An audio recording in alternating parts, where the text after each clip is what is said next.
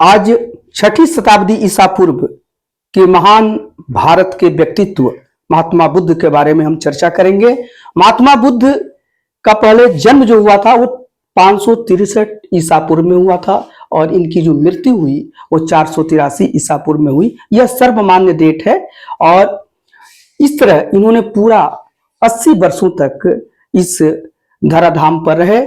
इनके पिता का नाम सुधोधन था जो कपिलवस्तु नामक राज्य के मुखिया थे या राजा थे। इनकी माता का नाम माया देवी या महामाया देवी था और इनकी जो विमाता थी या सौतेली माँ जो इनकी मौसी भी थी उनका नाम महाप्रजापति गौतमी था। इनका नाम इसलिए बार बार लिया जाता है बुद्ध के साथ कि इनके जन्म के कुछ ही समय बाद या कुछ ही दिन बाद इनकी माँ का मृत्यु हो जाता है और तब इनका जो पालन पोषण इनकी विमाता महाप्रजापति गौतमी बहुत ही लाड़ प्यार के साथ करती हैं। बुद्ध जो थे वो सूर्यवंशीय थे।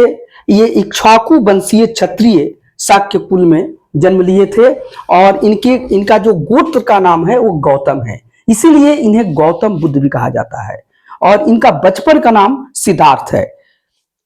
इनकी पत्नी का नाम यशोधरा है। इन्हें एक पुत्र रत्न की भी प्राप्ति हुई थी जिनका नाम था राहुल। बुद्ध का जो जन्म स्थान है वो लुम्बिनी में है, वो नेपाल की तराई में है और इनका जो मृत्यु हुआ वो कुशीनगर में हुआ या इसको कुशीनारा भी कहा जाता है। बुद्ध की जो ज्ञान प्राप्ति हुई, क्योंकि ज्ञान प्राप्ति के बाद ही ये बुद्ध कहलाए और इसीलिए इनको हम महात्मा बुद्ध कहते हैं। तो इनकी ज्ञान प्राप्ति बोध गया में हुआ है। बोध गया आज के बिहार में है और इन्होंने ज्ञान प्राप्ति के बाद जो अपना पहला धर्मोपदेश दिया, पहला उपदेश दिया वह सारनाथ में दिए हैं। सारनाथ जो वाराणसी के पास है और इसको ऋषिपतन या इसीपतन मिगदाव भी कहा गया है। पाली ग्रंथों में यही नाम आता है।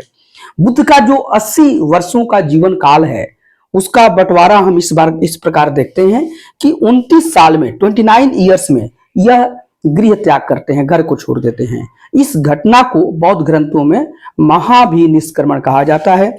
6 वर्षों तक यह ज्ञान प्राप्ति के लिए विभिन्न गुरुओं के पास जाते हैं, तपस्या करते हैं और इसके बाद जो बचा हुआ 45 ईयर्स है, 45 वर्षों तक यह गांव-गांव, कस्बे-कस्बे घूमकर और ये लोगों को शिक्षा दिए हैं। ये जो अपनी शिक्षा दिए, अपना उपदेश दिए, उस समय की जो जन भाषा थी पाली उसमें दिए हैं। तो इनका जो शिक्षा की भाषा रही वो पाली भाषा रही और इन्होंने जो भी शिक्षा दिया उन शिक्षाओं को एक ग्रंथ में संकलित किया गया है जिसे कि हम त्रिपिटक कहते हैं। इसमें 3 पिटक हैं, विनय पिटक, सुत्त पिटक और अभिधम्म पिटक। तो ये बुद्ध के बारे में छोटी सी जानकारी है, संक्षिप्त परिचय है और इसे आप जरूर जानिए।